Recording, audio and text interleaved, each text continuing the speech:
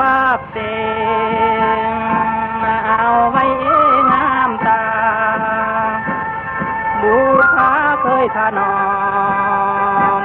ที่หอมจริงบ่ไหวหอมดวงมาลานึกอย่างใดบูชาในเมื่อยามลาตรีสิ่งนี้พาเบิกบ้านในสถานบ้านเฮางามจริงบอกเก่าทำให้หาเขามีเป็นสิ่งดีเตือนตาง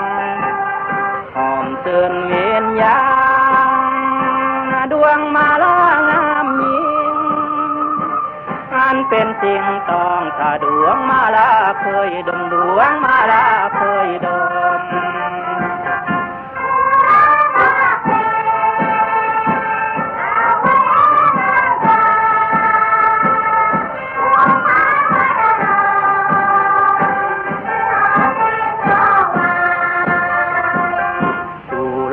ของไทยนึกอยากไปผ่านท้องนี้ให้เศร้ามองเสีย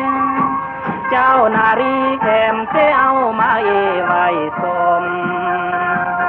ดูดอกแลใบงามติดใจทุกที่คงบ่มีวันเลิมบอกควรอยู่เปียวกลัวจะเหี่ยวแห้งไปดูอันใดงามยิ่งทุกสิ่งต้องตาทุกสิ่งต้องตา